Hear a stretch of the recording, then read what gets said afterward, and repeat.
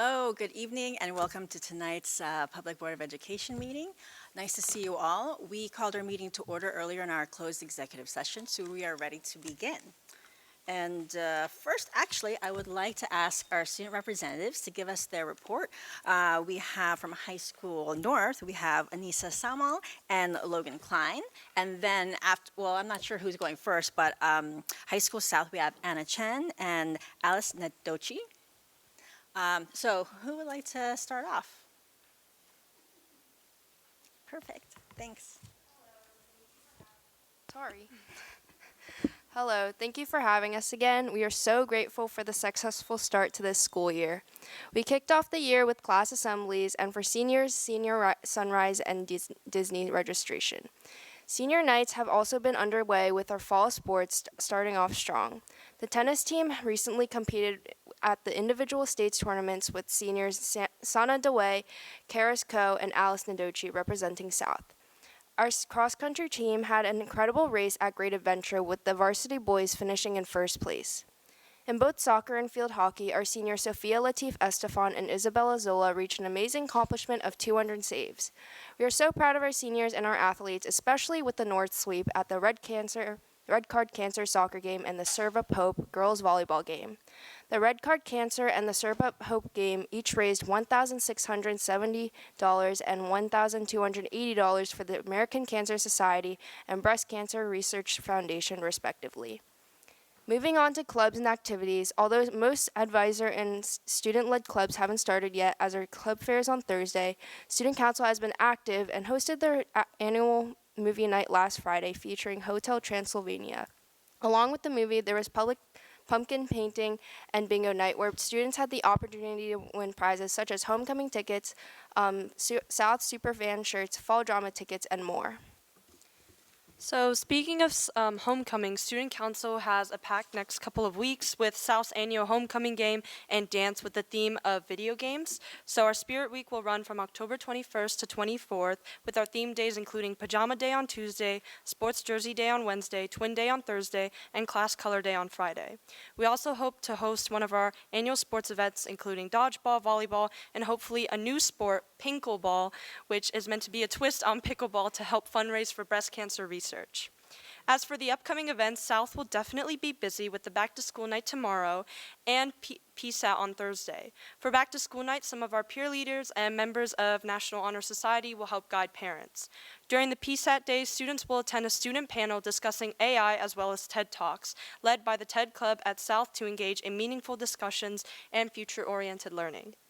Finally, as mentioned in the beginning, South's fall drama, She Kills Monsters, is currently in production and is set to run from October 20th to 22nd.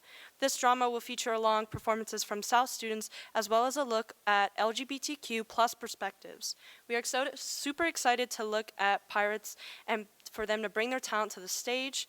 And with this school year beginning to find its rhythm, we can't wait to see what the 2025 to 2026 school year will bring to us. Now we'd like to pass it on to North.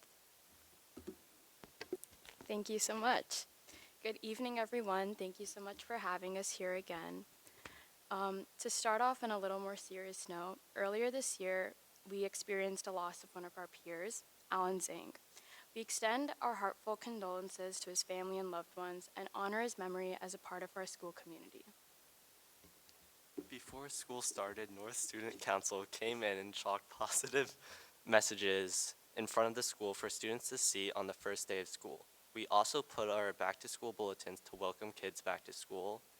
Senior Sunrise was a hit, and special thanks to our PTA who organized it. Seniors got to come together on the first day of school to watch the sunrise and enjoy breakfast together. It was a lot of fun and a memorable way for seniors to start their last year of high school. During the first 2 days of school, we had the class assemblies when we introduced the school expectations and the code of conduct to each grade level. It was a great way for students to go over important information, such as the attendance policy and fun events that students should look forward to. We also introduced our new administration, Vice Principal Bartholomew.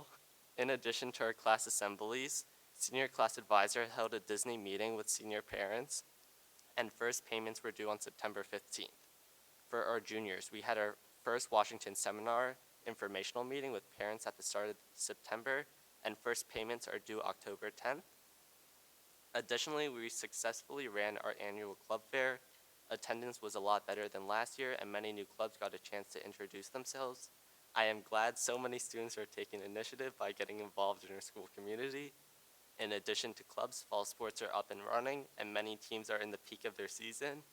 Girls tennis is off to a great start with an 11-2 win-loss record. Girls volleyball is sadly at a loss right now with a 6-11 win-loss record, but we are hopeful that we can balance it out. Looking ahead a little bit, North is having their homecoming game on Friday, October 17th, and the homecoming dance on Saturday, October 18th.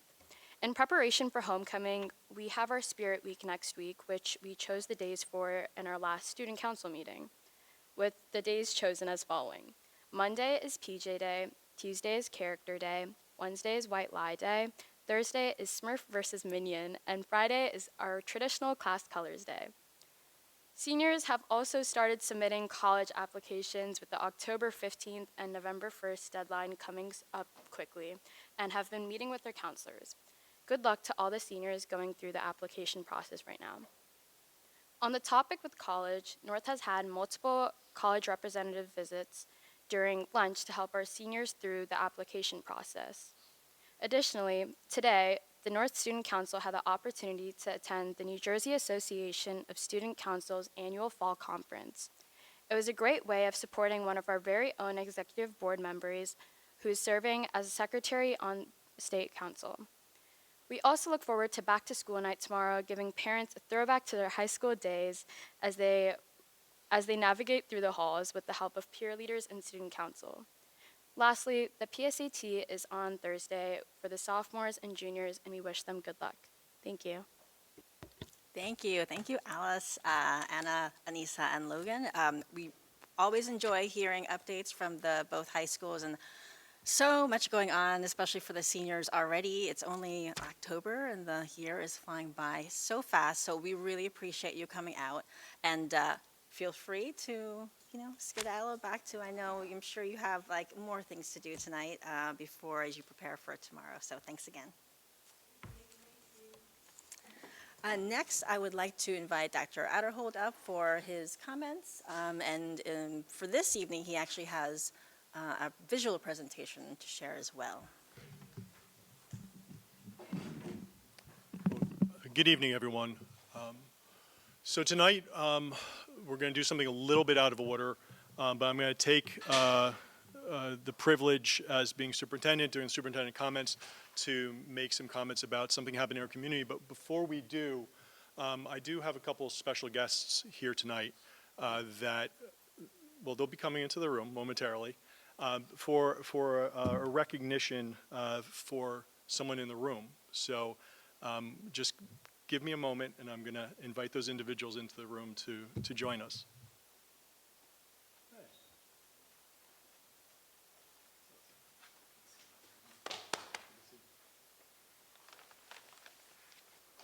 Good evening, everyone. My name is Tim Purnell, Executive Director of New Jersey School Boards Association. Since 2005, the New Jersey School Boards Association has honored one exceptional local Board of Education member as Board Member of the Year. This recognition goes to someone who reflects an extraordinary dedication not only to the students in their district, but also to the advancement of public education in our state. And this evening, I am honored to recognize Dana Krug as the 2025. I'm not done yet, but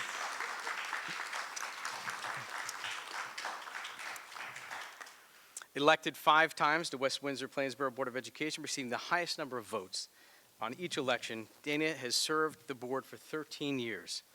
Over that time, she has taken on numerous leadership roles as Board Curriculum Committee Chair, Board Finance Curriculum Chair, Board Administration and Facilities Committee Chair, and WWPEA Teachers Association Negotiations Chair.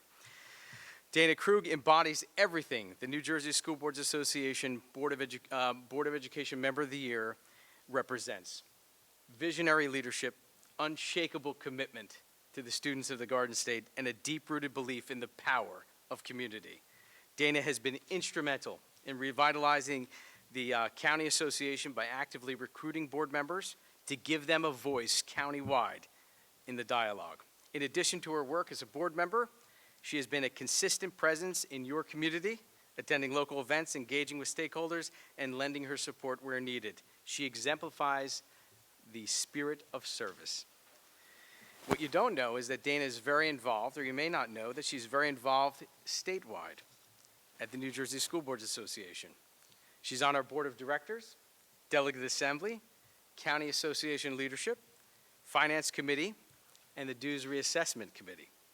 She also demonstrated exceptional commitment to professional development, earning all 3 levels of certification: the certified board member, master board member, and certified board leader. On behalf of New Jersey School Boards Association, Dana, thank you for your outstanding hard work for the students of the Garden State. We thank you for all that you have done to make this world better, starting with the children.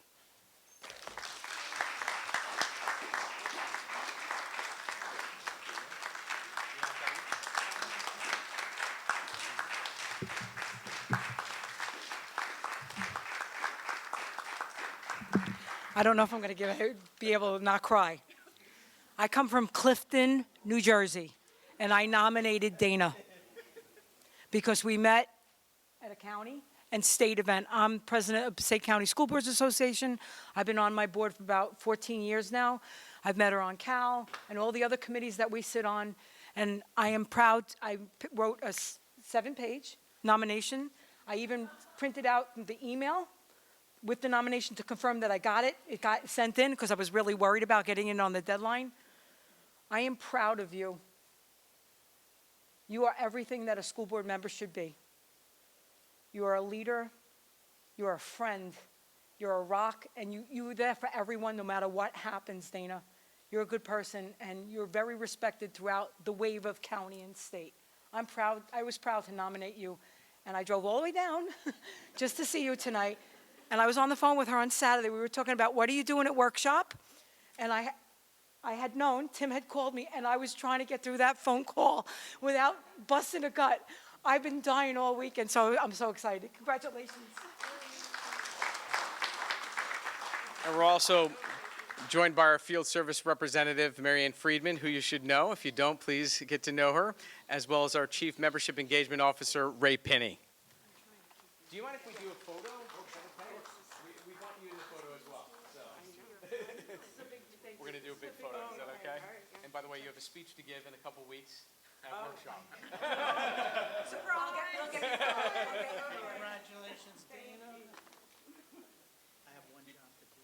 In the photo, you get this, but I have to give it back. Yeah, we got to give it to you officially at workshop.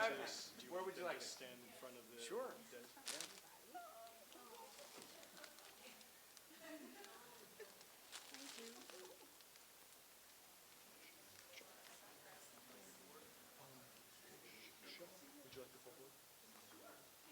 Should we have Come on, the full board guys. join?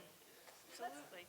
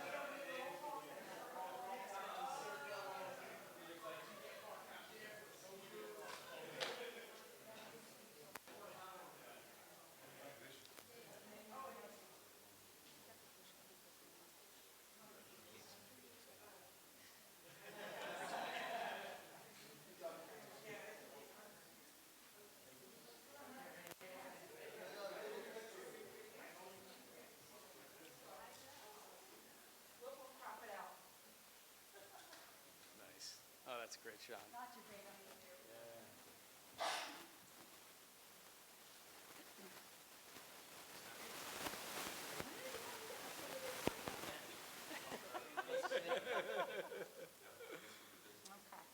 Thank you. Thank you so much. Thank you, everybody. Some of the speeches, especially for the steam tank. Kids, yeah. I'll see you down there. Yeah. Are you still doing it? Okay, well, we're getting resettled. Okay. All right, great seeing you. Congratulations, Dana. All right. So that doesn't happen every day. So congratulations, Dana. I can honestly say it's a first for here, for the district, and a well-deserved congratulations to Dana. How do I transition? There's no good transition for that. So I'll start with a happy event today. We were, as a district, we had the opportunity to host a delegation through Taiwan Economic Culture organization, TICO, out of New York.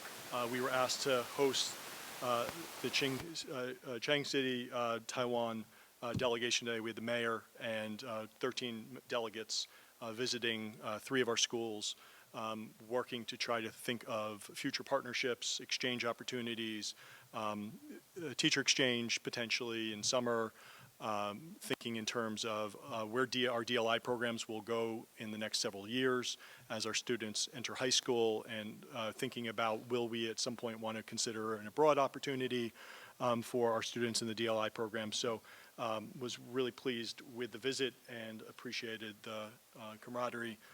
Also, as our North students shared, the last 2 weeks have been challenging, to say the least, with the loss of a student. So I also wanted to extend my condolences to Alan Zhang's family, and they just had the services this past weekend.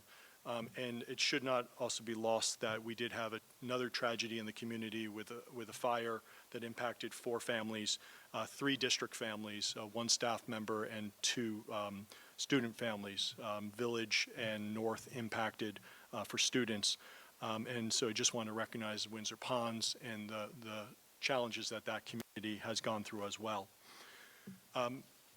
Those particular events are all this. We've had other things happening in the community. We've had wonderful things happening with our students as they've returned, and the successes that we've heard from our students. And we've had some local challenges with respect to, well, the best way to say it is social media attacks, targeting the district by an organization that's newer to New Jersey called Wake Up Call New Jersey. Wake Up Call New Jersey, it's raised a lot of questions in the community. It's raised questions about who they are, why they're targeting WWP, what's their motivation. It's not just WWP, it's also Montclair Public Schools and some other communities, but Montclair and WWP are the prevalent ones. There's questions about who's behind it, who are their funders. We have some of those same questions. What we do know is what their website says. We do know that their website talks about 2 individuals, Laura Overdeck from the Overdeck Foundation, and Peter Schulman, formerly from the New Jersey Department of Ed, who served as deputy commissioner back under the Chris Christie administration. After that administration, Pete left the state, I believe, and then has moved around, and now he's back in Jersey with the Wake Up Call New Jersey.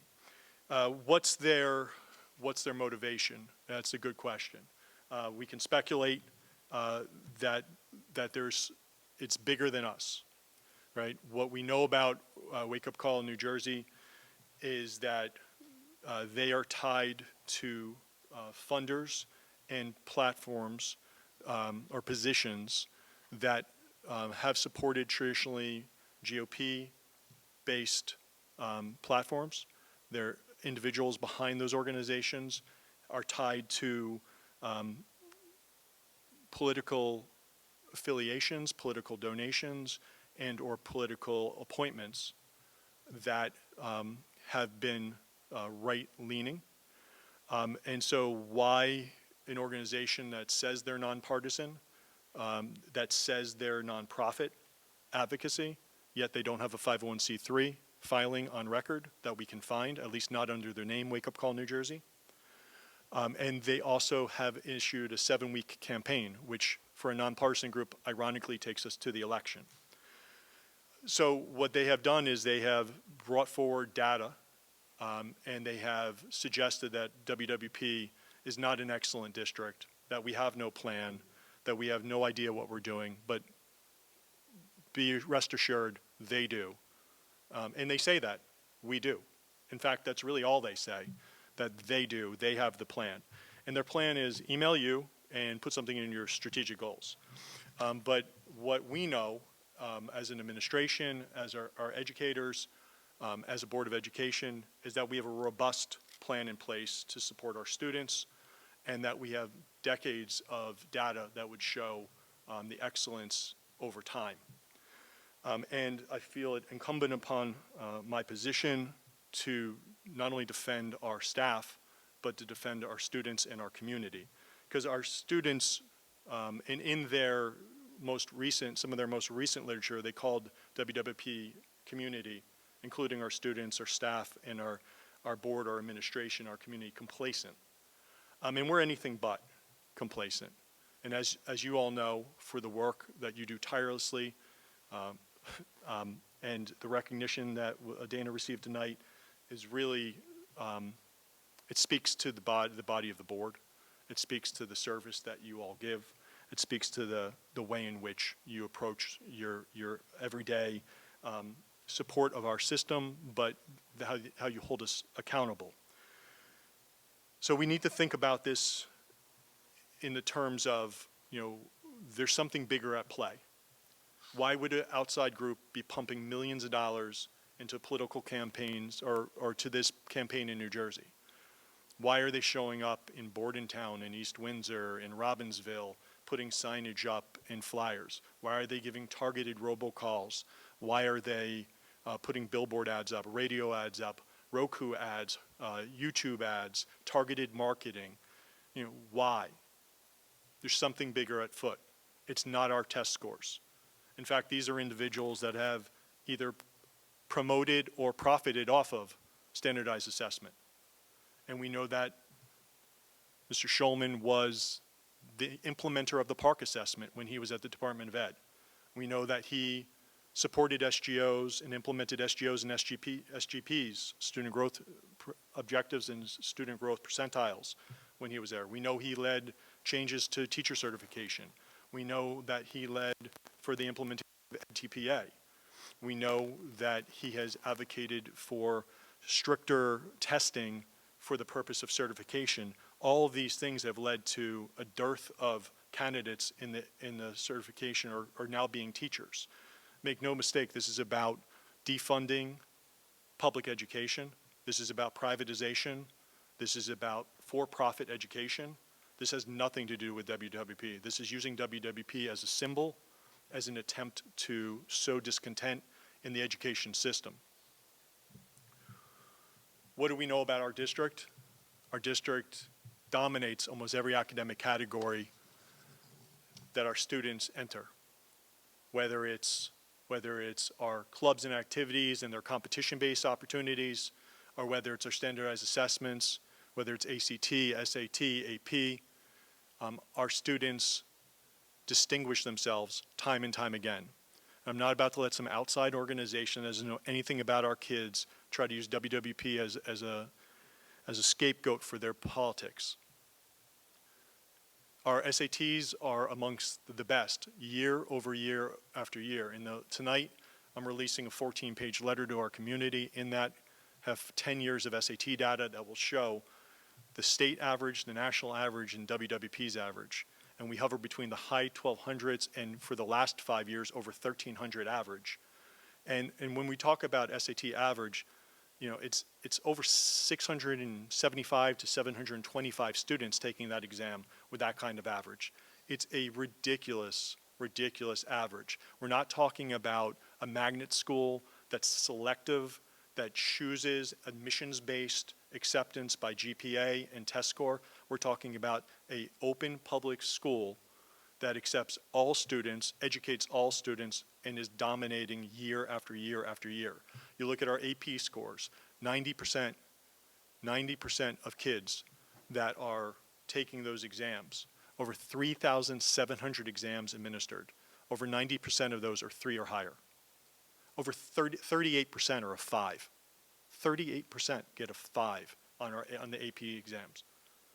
Again, a ludicrous number. That doesn't just happen. That's a system, that's a community. It's parents, students, educators working together over time to develop a system and to promote practices. When we start looking at Algebra 1, Algebra 2 in middle school, yes, I said Algebra 2 in middle school, over 90% of our students exit middle school taking Algebra 1 or Algebra 2. So when we look at like Math 8 scores, they can point to it, but they don't understand it. They can point to it, but they don't know the number behind it. It represents less than 50 students. Now, that does not mean that we don't want those students achieving. Of course we do. And we have plans in place. We review the data. We set up very clear practices to ensure that we're making sure that all students are moving across a continuum. Under Dr. Gould's leadership, we've instituted a robust MTSS program. We have over 30 interventionists that are working across the K-12 spectrum, supporting students and staff with both targeted interventions and professional development. We have a robust multiple learning, language learners program. We have a gifted and talented program. We have a robust special education program. We meet students where they are and we build them forward. Our high school graduation readiness, once again, distinguishes itself with the number of students that are graduating, the number of students that are passing the assessments, and those assessments are based on high school NJ GPA scores, and now we're going to have another standardized assessment come in. That's one of the other things that is being a little confusing here, is that assessments have shifted over time in some of the state assessments. In fact, it's which testing vendor do we want to give the contract to? So now we have a new vendor platform coming in this year, the SLA-A, the adaptive. So now we're going to have a new pilot this spring and a new test this fall and this spring. And most likely the Department of Ed, whoever wins the governorship, is going to change. So we're not going to have consistency in implementation between the fall administration of the pilot and the spring administration. So yet once again, we're going to be in a position, and there's no correlation between, just because the initials are similar, there's no correlation between the tests. There's been no study done. That's part of the reason why they want to do the pilot. And they're literally going to be making it up. And that's what you're going to find time and time again, that the testing vendors and the departments of ed across the nation trying to figure it out. They're trying to meet a federal mandate of assessment at certain grades and a state requirement of assessment at certain grades and implement that with fidelity. And one of the reasons the pilot was so delayed for this year and the announcement of the test was because there was a lawsuit between Pearson and the state, because Pearson didn't want to lose the contract. Why? Because it's millions and millions of dollars. And we're not talking 3 million, we're talking close to 40 million, right? So this is a for-profit industry, and these folks are all connected. So make no mistake that the standardized assessments that our kids are given is one thing, and then the tutoring intervention support services are often being sold by the very same vendors that are offering the contracts. These industries have found a way to profit on both sides of the equation. We acknowledge that at certain grade levels and in certain cohorts, in certain demographics within our student data, that we have some challenges that we are actively addressing with a robust plan. There are students that are having trouble meeting the academic levels. We acknowledge that. We've never hidden from that. And if anyone goes back to last year's testing presentation and watched the hour-and-a-half presentation by Dr. Gould and 60 minutes and 30 minutes of Q&A from this board, the board's asking those hard questions. Barbara's speaking to those hard topics. We are seeing challenges in some of our subgroups. And I'm using subgroups not because it's politically correct, because that's how the test gets disaggregated and discussed, right? So we are seeing that, and we are putting targeted plans in place at the individual student level, whether it's a tier 1, 2, 3 intervention. right? And we are working to move students along the continuum upon where they are on their academic journey and how we move them forward. To say we're complacent is an insult to this school community. Our teachers make us proud each and every day. Our administrators make us proud each and every day. And Lord knows our students make us proud each and every day because they are the most committed learners I've ever had the privilege of serving. Our students are remarkable in the classroom and have a veracity. They have a passion and they have a desire to better themselves on their academic journey.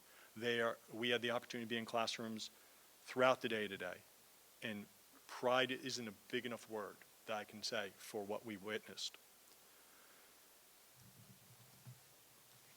So as we think about our data, as we think about our scores, as a community, we just need to stay very grounded, that no matter what political nonsense and noise comes at us, families move to this community for a reason.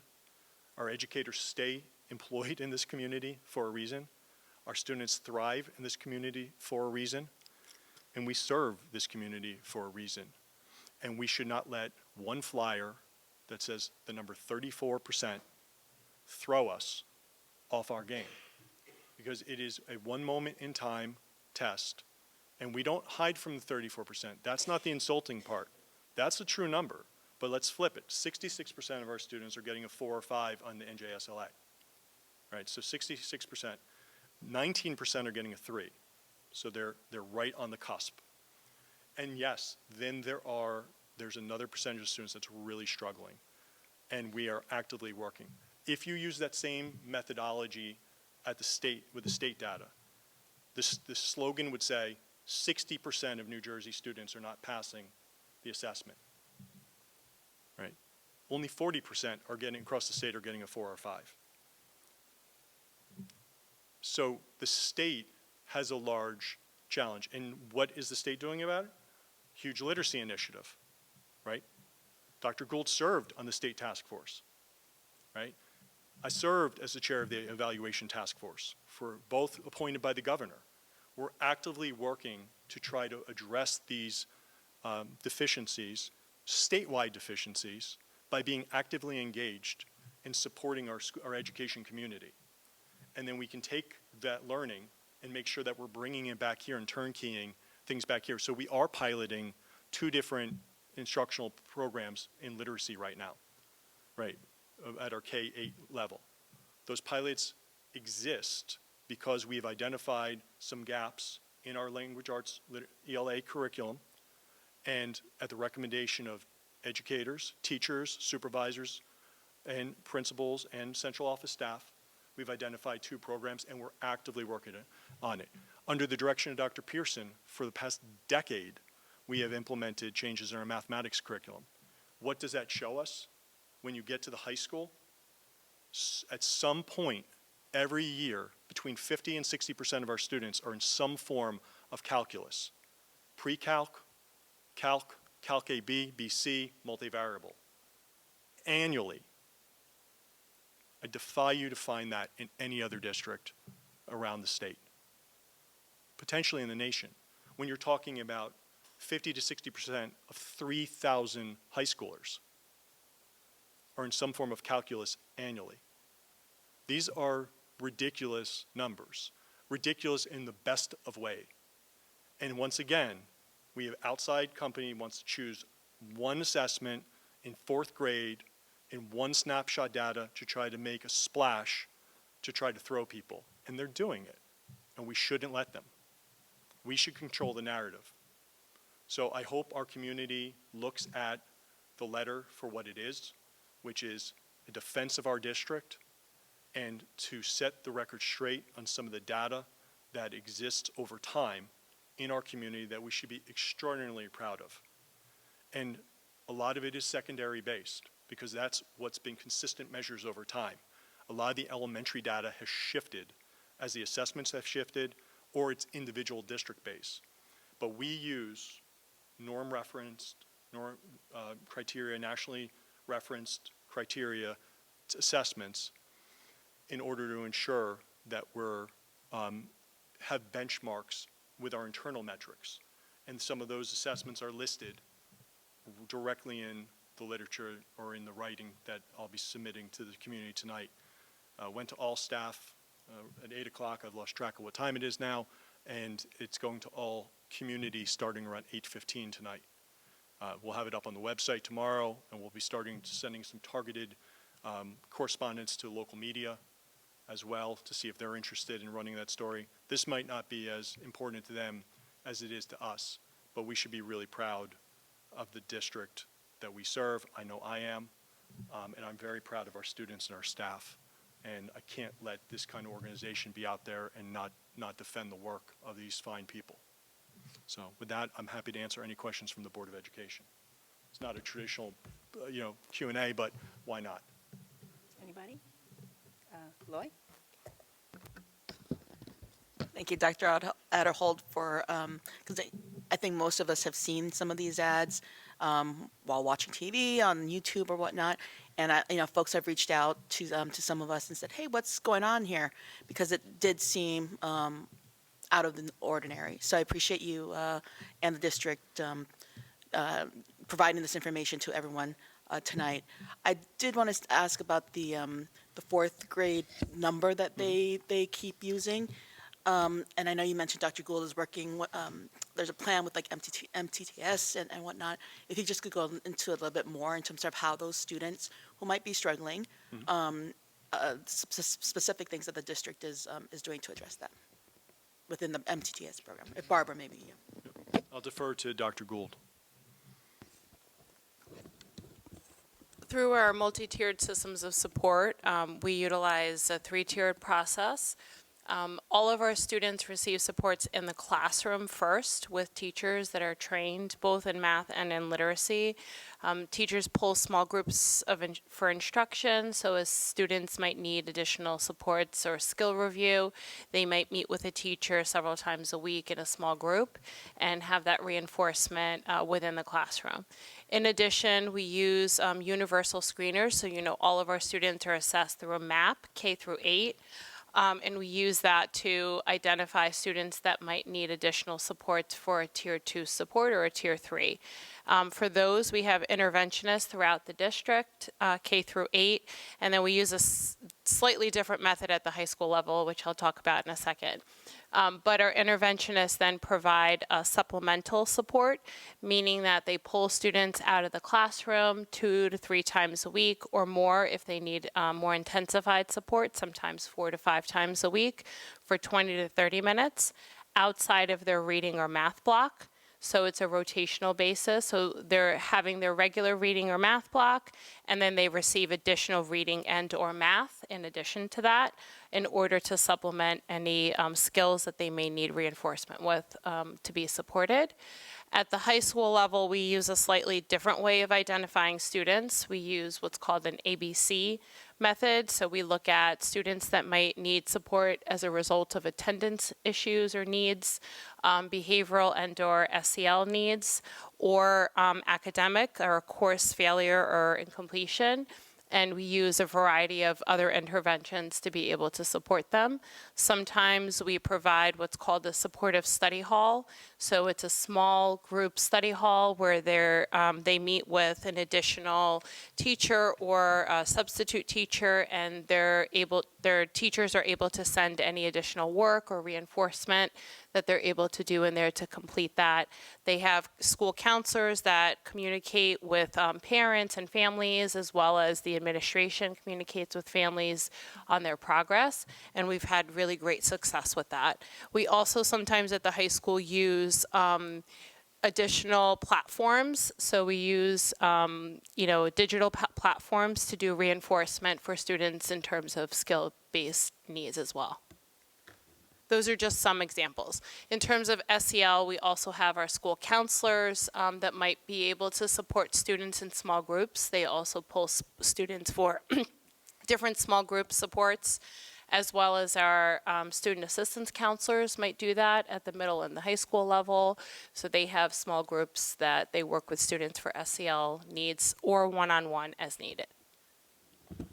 I should also just note, and thank you, Dr. Gould, that next board meeting, the 28th of October, is our annual testing presentation. One of the accusations is that we're not transparent. But every school district in New Jersey has to give an annual testing presentation. There's certain requirements that have to be in it. As I said, that we did this last year. Dr. Gould spoke for an hour on different testing, and this board asked almost 30 minutes of questions and answers. So it was a robust discussion. This has happened annually, and we can go back in our October meetings for as long as we've been recording, and you'll find those there. But that's also not just true of us, that's true of school districts across New Jersey. I would also say that our parents have access to their standardized assessments in the Genesis platform, and we are required to mail them home to families and notify them of their students' scores. There's new requirements about testing, K3 level, excuse me, thank you. K3 level, based on some of the new requirements that were passed and signed into law by Governor Murphy this past year. And so there's new assessments and screening that are happening now. But we have to be very mindful of what some of those assessments say. You know, there's a fluency screener right now, and I like giving this example because our kids are quite amazing. We just had two examples, so you can understand how the assessment works. We had 2 kids fail the last fluency. One read the entire test as a robot because he's 7, and he thought, but the screening tool flagged him as failure.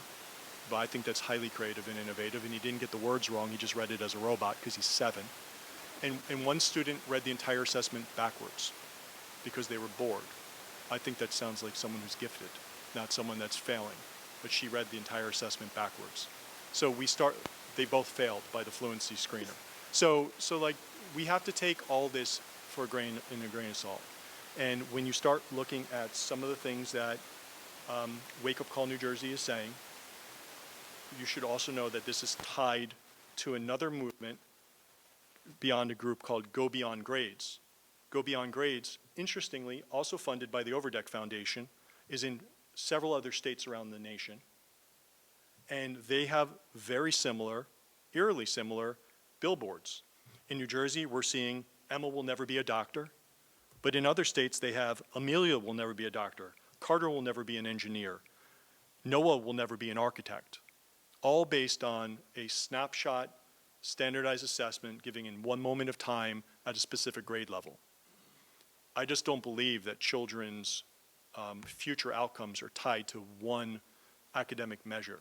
And if you really want to look at this population of students, many of us as parents know that those 4th graders were 4 years old at the time we shut down in COVID. Our 6th graders were our kindergarten babies in 1920. Right? The kids they're targeting are the very kids that some of these same companies made money on offering tutoring and getting ESSER dollars at the federal level. And now they're pushing a platform of anti-public, pro-for-profit education so that they can benefit on some of the same very federal dollars that are being pulled away from public schools across the United States. The larger politics at play here is a defunding of public ed. And if we really look at what's happening at the federal level, we have to look at what's happening to Medicaid, right?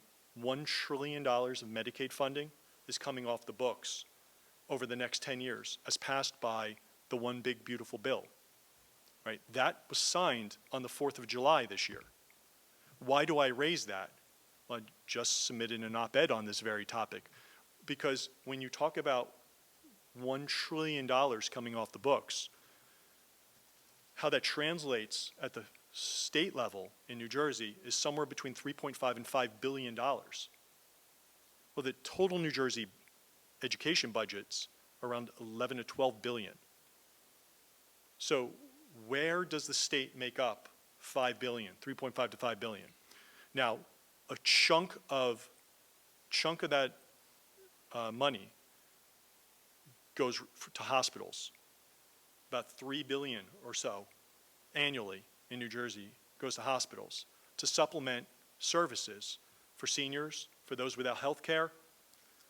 40% of births are paid for through Medicaid. 40% of births are paid for Medicaid, by individuals that don't have insurance for the birth of their children.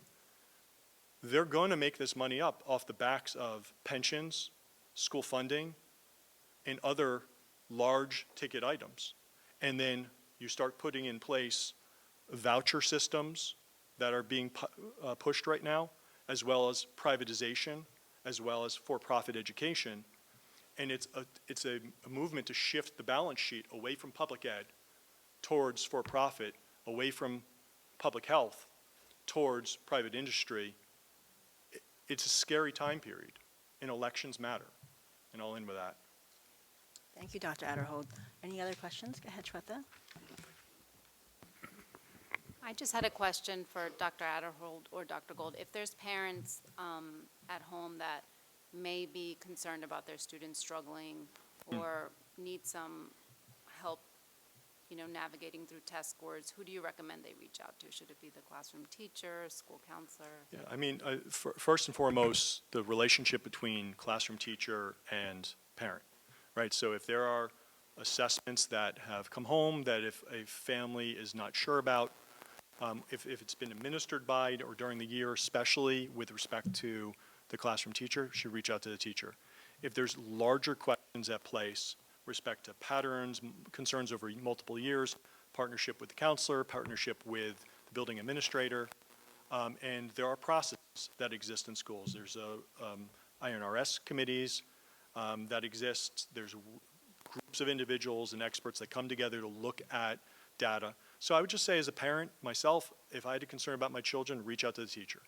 You're not sure, you might need a second, you want to keep asking, reach out to the counselor. You want some additional clarity, reach out to the building administrator. We're here to support your children. So we encourage our families to reach out if they have a concern about their academic development of their children. Thank you for the question. Liz, go ahead. Dr. Adderall, thank you for providing us with this broader context then, because it is alarming when we get all this type of notification and seeing it on all the different platforms.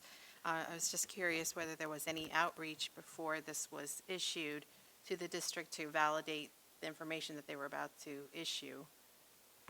No outreach, and that's not, in my personal opinion, that's not their play. They're not interested in any outreach to us. They're using WWP to sow political discontent of public education. And then, It's a sexy story to say one of the best districts in the nation has this test score, and it leads to questions like, if that's happening there, what's happening in my town? And that's exactly, in my opinion, what they're trying to do. and I also just appreciate Dr. Gold's comments and yours as well about looking at children beyond that one point in time as a fourth grader and allowing children to develop and find themselves and navigate. And it's very complicated, and it's very unfair to pigeonhole children in that way and not giving them, the hope and the encouragement to see themselves beyond a score. Appreciate that. No, and for all of our programs that require entrance assessments, we use multiple measures so that it's not one assessment that defines them, but we look at a profile of a student as we're determining entrance into honors and accelerated programming. Go ahead, Louisa. So while there's the broader framework at play, every time I see one of the ads, it is annoying nonetheless. So I am now going to add a tagline on the end of it. So it says that, that 34% of West Windsor-Plainsboro students are below whatever they call it. I'm going to add the line, compared to the statewide level of 60%. Okay? So that statistic actually says that we do substantially better than the statewide average. And so they've written it in a way that it sounds negative. If you add that tagline on, which gives you a point of reference, we sound pretty good. So add that in your head if they start annoying you. And I would just encourage, to Louise's point, look at the data that's provided and look at the state average, the national average in WWP. Almost, was it 22 or 23% of our seniors qualify for some form of national merit. It's absurd. That's a crazy number. That's not what happens in other places. It's just not what happens. So again, our students distinguishing themselves over and over again. That's why colleges and universities know our name, and no one's buying what Wake Up Call New Jersey's selling. They're just an annoyance, to Louisa's point. Go ahead, Dana. Dana, please. I just wanted to add, I'm not sure it's clear for everyone who's listening that where they got the data. I think it's the New Jersey Performance, It's the New Jersey Performance reports, which are publicly available and actually 100%. come out in spring. That's correct. So you can just search Publicly that if you available want. data, and Yeah, we're not hiding from the data. right. But we, and you can see it by individual school as well. So yes, you can. And just with respect to their campaign, I have now gone to several businesses about the flyers on their buildings. Every single company I've spoke to, when I asked them why did they choose to put that up, they said, well, someone came and said, can they put something up about the schools? They had no idea what was really in front of their stores, what it stood for, and what it represented. And every time I asked them, why would you put something up that's misleading and is an incomplete story, the immediate response was, would you like me to take it down? To which I said, yes, I would, because I think it sends an incorrect and incomplete message to our community. And they all took it down. So everyone that I spoke to, so I would encourage members of our public, question the businesses and question where you spend your dollars. And why would a business that's in our community think that it's a good idea to put disparaging information up about a school district? I'd like to add that they've also gone to businesses without asking owners' permission. That's To correct. put up flyers and brochures, because I've personally taken them down, and after double checking with the owner. And they're Any other questions? You were about to say? I was just going to say, it's also interesting who they're targeting, which businesses. It's not the CVS's of the world. It's local companies primarily owned by immigrant owners. Cleaners, restaurants, pizzerias. It's hardworking individuals that think they're supporting the schools because they're being asked to put something up about the district. They truly, every single one, was aghast when I started talking about what it really is about. Thank you, Dr. Adderhold. Thank you. I don't have any questions, but I do want to add my 2 cents. I think it's infuriating to see these fear-mongering tactics by this organization funded by a lot of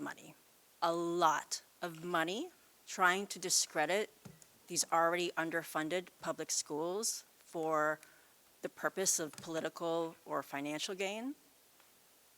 However, that said, I am confident that our community can withstand the storm, but I just worry about other districts out there that are going to be targeted next.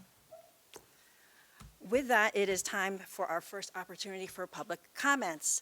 The board invites thoughts and reactions on agenda items and items of concern from members of our community who are present.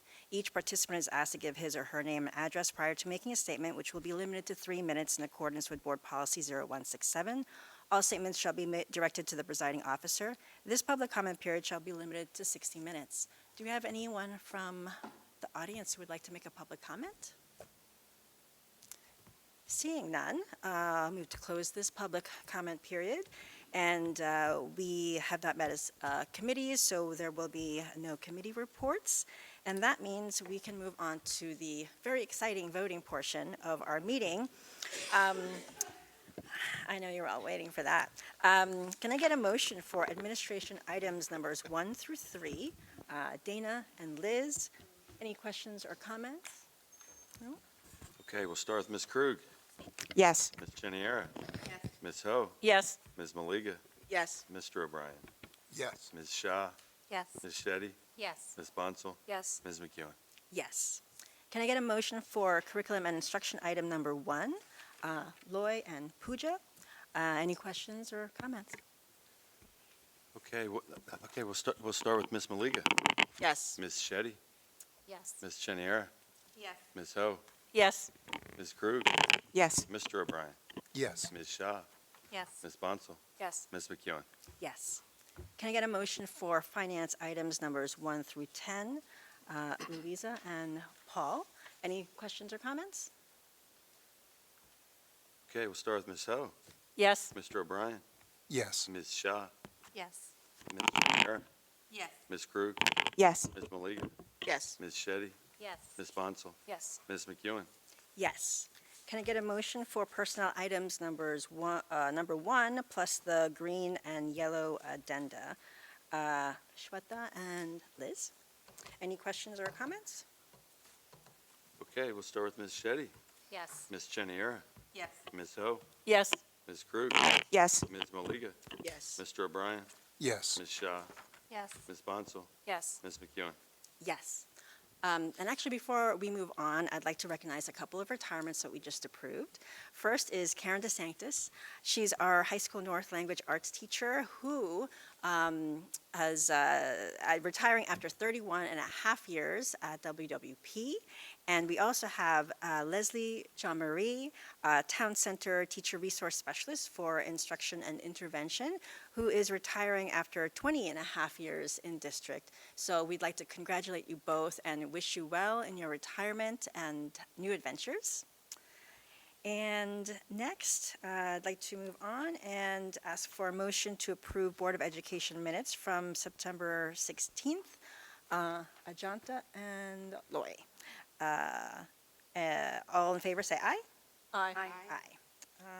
Looks like no abstentions. So, do we have any board liaison reports? Go ahead, Dana. Okay, I'm a little overwhelmed tonight, so I want to thank everyone because I really couldn't have gotten this recognition without having worked with so many smart, thoughtful people over the 14 and a half years I've been on the board. So I want to thank you all because that's what helped me throughout this tenure. So, like I said, I'm a little overwhelmed, but I did want to talk about Mercer County School Board Association, and thank you, Graylin, for reminding me, and also thank you for coming to our last meeting, which was on September 18th at Lawrence High School. And we were all treated to a very informative panel discussion on artificial intelligence, which featured our WWP Tech Director, Peter James, and it was well attended, and we got to ask a lot of questions. Our next meeting for Mercer County School Board Association is Thursday, November 20th, and that's at Trenton High School. And that's a panel of 2 finance administrators, including our finance person, which is Derek Mead. And there's opportunity to ask all kinds of questions about how schools build budgets and any other kinds of questions related to that. And as always, there's an in-person and an online component, so if you don't want to go out that night, you can sign up and watch from your own computer. So please consider joining us. It should be a very informative evening. Thanks. Thanks, Dana. Yeah, I got to see her in action as president of the Mercer County School Board Association, so that was a pleasure. What are you gonna say? Oh, that's right. And you mentioned register for the virtual. Actually, if you register and you can't actually watch it live, they will send you a recording. So that was a tip that Karen gave me that night. And that was a great AI panel discussion, which is a nice segue to encouraging everybody to sign up for the Lunch and Learn Parent University coming up, which I believe is on October 24th. But you can check your email that was sent on September 26th, our superintendent's update. The link to register is there. And as always, so many great topics are given and shared at the parent university. So if you can't make it at the same time, that's totally fine. But you should check out the website, the district website, because the recordings and materials are there on the website. You have to navigate to departments, counseling, and then parent university, and you can find so many resources there. I know we're all super, super busy, but it is very helpful to view and learn from experts in and out of the district.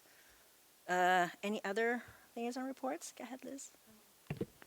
This is not really to the PTSA liaison, but we know that the PTSAs have been very active and already gearing up for the school year. But I did just want to make a comment with regard to like the election year coming up. I very much appreciated the email that was sent out to the 12th graders from Mrs. Sini, this K through 12 supervisor of social studies, encouraging, it was a very good message to 12th graders and parents about the importance of voting in any election. It was very neutral messaging and recognized the importance, and it also walked them through resources on how to register to vote.